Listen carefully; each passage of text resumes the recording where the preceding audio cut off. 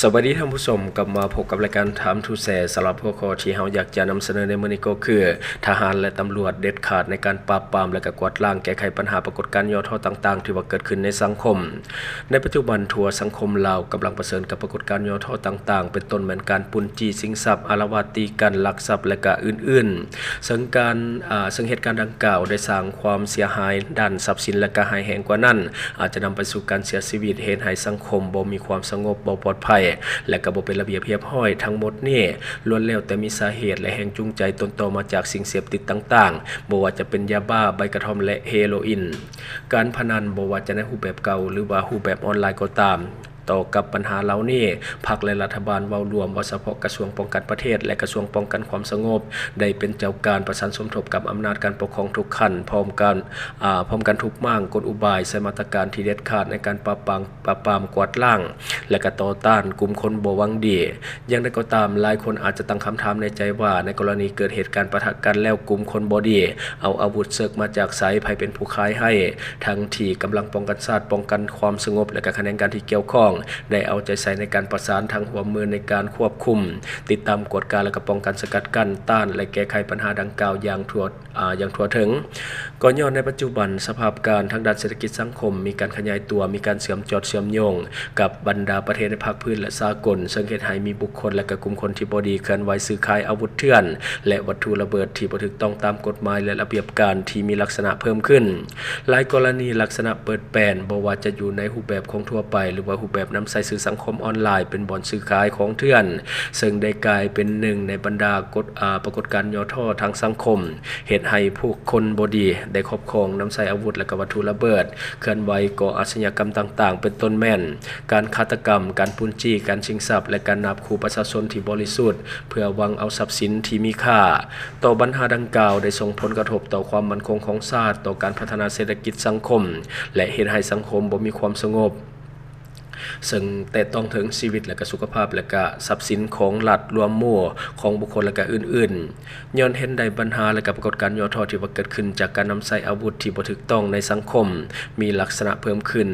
รัฐบาลจึงได้มอบให้กระทรวงป้องกันความสงบสมทบกับกระทรวงป้องกันประเทศเป็นเจ้าการเด็ดขาดในการปราบปรามกวาดล้างและก็แก้ไขบรรดาปรากฏการณ์ย่อท่อในสังคมให้สอดคล้องกับกฎหมายในสาเหตุให้ประเทศชาติมีเสถียรภาพทางด้านการเมืองสังคมมีความสงบและก็ความเป็นระเบียบเรียบร้อยประกอบส่วนเขาในการปกปักรักษาและสร้างสรรค์พัฒนาประเทศชาติเนาะอันนี้ก็คือเนื้อในของข่าวที่ว่าเฮาเก็บมาเล่าในมื้อนี้เนาะซึ่งว่าเนื้อในของข่าวโดยจิตเพชรภูทองเนาะซึ่งว่าเพิ่นได้เขียนเนื้อในตัวนี้ไว้เนาะซึ่งว่าในปัจจุบันเฮาเองก็เห็นนํกันและเรื่องของปรากฏการณ์ย่อท่อที่ว่ามันเกิดขึ้นในสังคมลาวในปัจจุบันค่อนข้างที่จะหลายและก็เห็นถี่ขึ้นทุกวันซึ่งเหตุการณ์ดังกล่าวมันเฮ็ดให้สังคมเกิดความวุ่นวายและก็คนในสังคมรู้สึกระหวาดระแวงอยู่อย่างบ่มีความสุขเนาะเวลาจะออกไปใส่ก็รู้สึกถึงความบ่ปลอดภัยในชีวิตและก็ทรัพย์สินเนาะเพราะว่าในปัจจุบันนี่มันเห็นชัดเจนว่าสังคมค่อยๆเปลี่ยนไปบ่ว่าจะเรื่องของโจรขี้ลักงัดแงะเนาะเรื่องของการปล้นจี้ชิงทรัพย์นี่มีให้เห็นอยู่ทุกวันในข่าวในสื่อโซเชียลออนไลน์และก็เรื่องของมิจฉาชีพต่างๆก็ค่อนข้างที่จะหลายฉะนั้นจึงเฮ็ดให้สังคมลาวเฮาบ่ค่อยสงบคือกับเมื่อก่อนเฮ็ดให้ผู้คนนี่ค่อนข้างที่จะเก็บโตวหลายกว่าเมื่อก่อนเนาะสังคมก็บ่ค่อยประสานกันปานใดคือกับตะกี้ในปัจจุบันต่างคนต่างอยู่เนาะเพราะว่าผู้ใดก็ต้องรักชีวิตและก็ทรัพย์สินของตนเองไว้ก่อนเนาะเพราะว่าหลังๆมานี่คนลำบากหลายจึงเฮ็ดให้เกิดมีปรากฏการณ์ย่อท่อต่างๆที่เกิดขึ้นคนดีๆก็หันไปเป็นโจรก็หลายขึ้นเช่นเดียวกันฉะนั้นจึงเฮ็ดให้หลายคนนี่บ่อยากจะพัวพันสังคมอยากจะเฮ็ดเวียกอยู่บ้านโดยเฉพาะในปัจจุบันคนหันหน้าเข้าสู่โลกออนไลน์หลายขึ้นในเรื่องของการหาเงินหาคำบ่ว่าจะเรื่องของการสร้างคอนเทนต์ต่างๆเพื่อสร้างรายได้จาก YouTube หรือว่า TikTok หรือว่าหยังต่างๆแต่ว่าบางส่วนก็จะเป็นพ่อค้าแม่ค้าออนไลน์ซะหลายกว่าซึ่งมันบ่ต้องพัวพันคนหลายและมันก็สามารถที่จะสร้างรายได้เป็นกอบเป็นกำแต่ก็บ่วายมันก็ยังมีมิจฉาชีพที่มาทางสื่อสังคมออนไลน์โดยเฉพาะแก๊ง call center ซึ่งมาหลอกลวงพ่อค้าแม่ค้าโดยเฉพาะและก็ประชาชนทั่วไปซึ่งว่านี้ก็เป็นอีกหนึ่งปรากฏการณ์ย่อท่อที่ต้องได้เล็งแก้ไขเช่นเดียวกัน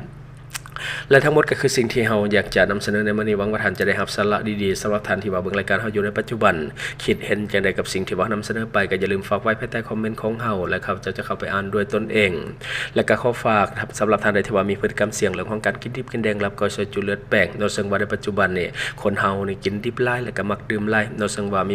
ีปัญหาเรื่องสุขภาพอยู่เรื่อยๆและคนลาวเฮาก็มีปัญหาเรื่องของโรคตับหรือว่าพยาธิตับนี่เป็นอันดับ1อยู่แล้วเนื่องจากว่าคนลาวเฮากินดิบหลายแล้วก็กิน พวกเราพวกเบียร์หลายฉะนั้นจึงเฮ็ดให้เป็นพยาธิไปในตับสันตับไวรัสตับหรือว่าพยาธิตับแข็งเนาะฉะนั้นอย่าลืมปกป้องตับของทานด้วยผลิตภัณฑ์ D+ ของเฮาและก็สำหรับท่านที่ว่าเป็นคนลาวในปัจจุบันเนาะขอฝากเรื่องของเงินกีบเนาะในปัจจุบันเงินกีบยังอ่อนค่าและก็อยากให้ทุกคนช่วยกันพยุงค่าเงินกีบให้กลับมาแข็งค่าดังเดิมและก็อย่าลืมส่งเสริมสินค้าที่เป็นของคนลาวที่ผลิตภายในลาวเพื่อลดผลการนำเข้าสินค้าที่บ่จำเป็นจากต่างประเทศและสำหรับท่านที่ว่าเบิ่งรายการเฮาอยู่ถ้าคิดว่ารายการของเฮามีสาระหรือว่ามีประโยชน์อยากส่งเสริมอยากซัพพอร์ตอยากจะให้กำลังใจทีมงานของพวกเฮาก็อย่าลืมกดติดตามช่องเพราะว่าการกดติดตามช่องถือเป็นช่องทางเดียวแท้ๆที่จะเฮ็ดให้ทีมงานของเฮามีรายได้และก็มีกำลังใจในการผลิตคอนเทนต์ดีๆแบบนี้ให้ท่านได้ชมเรื่อยๆอย่าลืมให้กำลังใจทีมงานของพวกเฮาด้วยการกดติดตามช่องขอขอบใจบริษัทเพชรสุขมิไซเจริญทรัพย์จำกัดผู้เดียวบริการก่อสร้างครบวงจรหับสำรวจพื้นที่ก่อสร้างและให้คำปรึกษาโครงการหับออกแบบโครงการต่างๆทั้งแบบ 2D และ 3D การบริการคิดไล่และการประเมินโครงการก่อสร้างหับเป็นที่ปรึกษาโครงการก่อสร้างต่างๆสำหรับท่านใดที่สนใจอยากใช้บริการกับบริษัทเพชรสุขมิไซเจริญทรัพย์จำกัดผู้เดียวสามารถติดต่อที่เบอร์ 02055662255 หรือ 02077776451 หรือท่านจะเข้าไปเบิ่งผลงานที่ผ่านมาของบริษัทพวกเฮาได้ที่แฟนเพจบริษัท PSMC จำกัด